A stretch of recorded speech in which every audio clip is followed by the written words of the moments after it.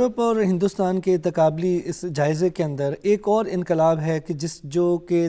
آپ کہہ لیں کہ یورپ اور ایشیا اور اس نے یعنی تمام دنیا کو اپنی لپیٹ میں لے لیا، اور وہ 20ویں صدی کا سرخ انقلاب تھا۔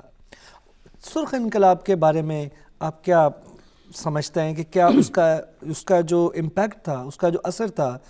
کیا وہ تمام جو اس سے پہلے جو انقلابات سے اسے کہیں زیادہ تھا؟ اچھا دیکھیں، فرانسیسی انقلاب جیسا ہم نے کہا وہ تو شروع ہوا تھا بغیر کسی لیڈرشپ کے،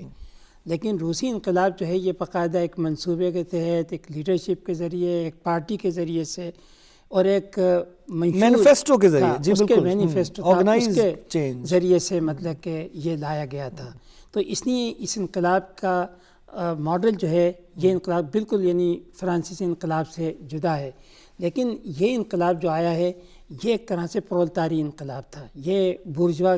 کی مفادات تک محدود نہیں رہا، بلکہ ایک بورژوا انقلاب تھا جس کو ہم کہتے ہیں ورکرز کا انقلاب تھا، جس میں انہوں نے مطلب کہ ایک ایسی ریاست کا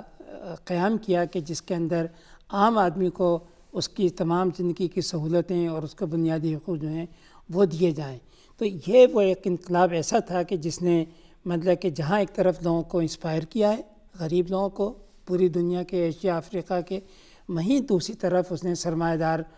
طبقات جو ہیں ان کو ایک دم خوف زدہ اور سہما بھی دیا ہے۔ اور یہی وجہ تھی کہ اس انقلاب کو کیسے روکا جائے تاکہ یہ انقلاب دنیا کے دوسرے ملکوں تک نہ پہنچ سکے۔ یہ پھر ہم نے دیکھا کہ ایک پوری سرد جنگ جو ہے، سرد جنگ بھی اور گرم جنگ دونوں ہی مطلب کہ جاری رہتی ہیں، جس کا نتیجہ بالآخر یہ ہوتا ہے کہ روسی انقلاب جیسا ہمارے آپ کے سب کے سامنے ہیں کہ اس کو کس طریقے سے پھر ناکام بنایا گیا۔ اچھا پروفیسر صاحب، اسی بات کو ہم آگے بڑھائیں تو آپ کیا ہمیں بتانا پسند کریں گے کہ مارکسسٹ نظریات جو ہیں ان کے اندر انقلاب کا کیا مطلب ہے؟ کیا مختلف مطلب ہے ان سے کہ جس سے پہلے جو مروجہ معنوں سے مختلف معنوں میں استعمال ہوا؟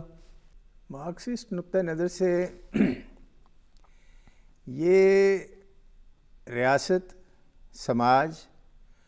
اور اس کے طبقاتی تعلقات میں ایک ریڈیکل تبدیلی کا نام ہے،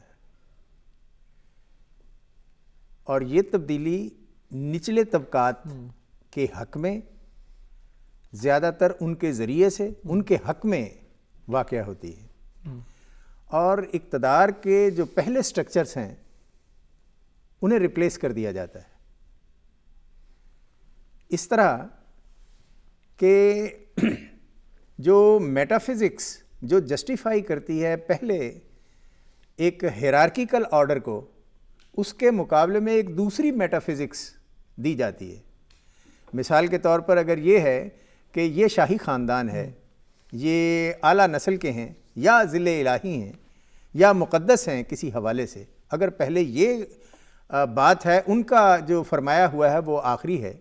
تو اس کی جگہ اگر یہ میٹا فزیکل کانسیپٹ آ جائے کہ تمام انسان برابر ہے،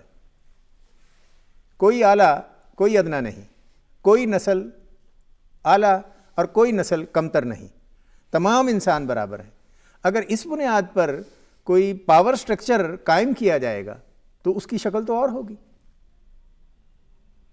تو انقلاب کا جو کانسیپٹ ہے وہ بیسیکلی پاور ریلیشن شپ ہیں جو سوسائٹی کے، ان میں تبدیلی۔ اگر پاور ریلیشن شپ تبدیل نہیں ہوتے، ایک ہی جگہ بی آ جاتا ہے، پاور سٹرکچر وہی رہتا ہے، جی، تو یہ انقلاب نہیں۔ ناظرین، آج کے اس پروگرام میں ہم نے انقلاب کا ایک تاریخی جائزہ لیا اور مختلف قسم کے انقلاب جو انسانی تاریخ کا حصہ ہیں ان پر بحث کی۔ ہماری یہ بحث جاری ہے، ہم اگلے ہی پروگرام میں انہی دو حضرات کے ساتھ اپنی گفتگو کو آگے بڑھائیں گے۔ اس پروگرام کے بارے میں اپنا فیڈ بیک دینے کے لیے ہمارا ای میل ایڈریس نوٹ فرما لیں: tarikhweekly@gmail.com۔ پروگرام ختم کرنے سے پہلے میں ایک شعر، بابا فرید کا ایک شعر آپ کی نظر کرنا چاہتا ہوں۔ کوک فریدا کوک جیوں راکھاں وچ جوار، جس لگ ٹانڈا نہ گرے تس لگ کوک پکار۔ آپ کی توجہ کا بہت بہت شکریہ۔